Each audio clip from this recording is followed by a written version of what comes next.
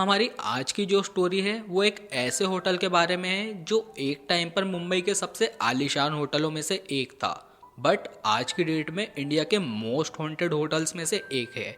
So let's start the video.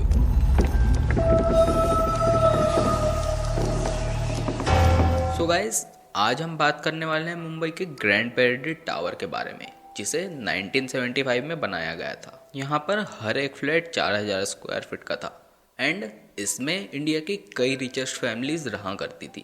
Richest I mean India की top richest families. यहाँ पर खुद का फ्लैट होना ग्रेट वेल्थ एंड स्टेटस का सिंबल था एंड इसीलिए ये हमेशा सुर्खियों में बना रहता था।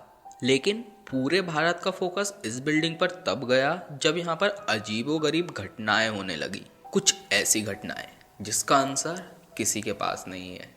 टाइम था 14 जनवरी 1998 का।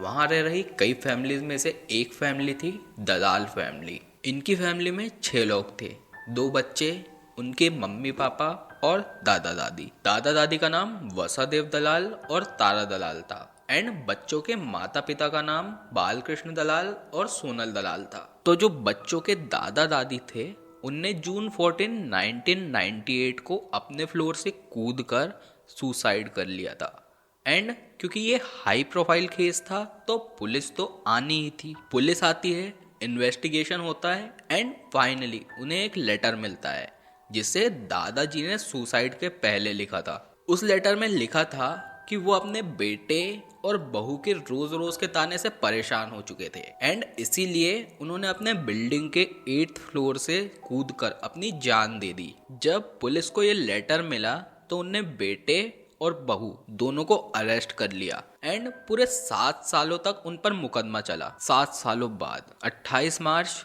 2005 को केस का फाइनल वर्डिक्ट आने वाला था। लेकिन जेल जाने के डर से वो दोनों बहुत ज्यादा डिप्रेस्ड हो जाते हैं एंड इसी प्रेशर में 28 मार्च 2005 को अपने बच्चों के साथ वो दोनों उसी फ्लोर से एग्जैक्टली उसी बालकनी से कूदकर अपनी जान दे देते हैं। एंड जब ये बात उस होटल की कमेटी को पता लगती है तो वो लोग ये बात सुनकर बहुत ज़्यादा शॉक हो जाते हैं। कमेटी काउंसलर लेकर आती है सोसाइटी में एंड वो काउंसलिंग टीम सबको समझाती है बिकॉज ये सारी चीज़ें सोसाइटी में बहुत ज़्यादा बढ़ गई थी एंड इसके पीछे का रीज़न किसी को पता नहीं था। हंड्रेड्स ऑफ फैमिलीज आती हैं उस टाइम उस काउंसलिंग सेशन को अटेंड करने के लिए एंड उन सभी के माइंड में सुसाइडल थॉट्स चल रहे थे। ये देखकर काउंसलिंग टीम भी बहुत ज़्यादा डर गई थी। वो भी शॉक में पड़ जाते हैं कि आखिर इतने सारे लोग सुसाइड क्यों करना चाहते हैं एक साथ एंड इसका जवाब किसी के पास नहीं था। जैसा कि मैंने आपको पहले ही बताया था, यहाँ पर ये 2 केस नहीं, इससे भी पहले और कई केस हो चुके हैं एंड इन सब चीज़ों में एक चीज़ कॉमन थी, इनके जान देने का तरीका। हर कोई कूदकर अपनी जान देना चाहता था एंड ये किसी को भी नहीं पता था कि ऐसा क्यों हो रहा है।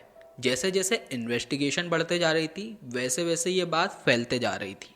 उस टावर पर रहने वाले लोगों ने बताया कि उन्हें रात को किसी के चिल्लाने की आवाज़ सुनाई देती है, स्पेशली फ्लोर नंबर 8 से एंड इसकी वजह से उनका दिमाग चलना बंद हो जाता है और इसी वजह से उनके दिमाग में केवल एक थॉट चलता है, सुसाइड। कई लोग बताते हैं कि उन्हें वहाँ ऐसी ऐसी चीज़ें दिखती हैं जो बिल्कुल भी नॉर्मल नहीं है, जैसे कि किसी एंटिटी का दिखना और फिर गायब हो जाना। कई लोग जो बाकियों के कंपैरिजन में नॉर्मल थे उनने अपने अपार्टमेंट्स को छोड़ दिया।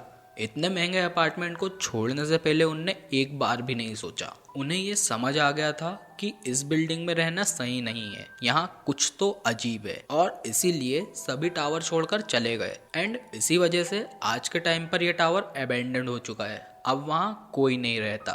आज की डेट में वो बिल्डिंग खंडर बन चुकी है, पर लोगों का कहना है कि आज भी वहां पर वो आवाज सुनाई देती है। आज भी इस बिल्डिंग से रिलेटेड ऐसे बहुत सारे केसेस हैं जो पब्लिक को बताए नहीं जाते एंड आज की डेट में ये जो ग्रैंड पैराडाइज टावर है जो एक टाइम पर इतना आलिशान हुआ करता था, आज वो मुंबई के सबसे हॉन्टेड जगहों में से एक है।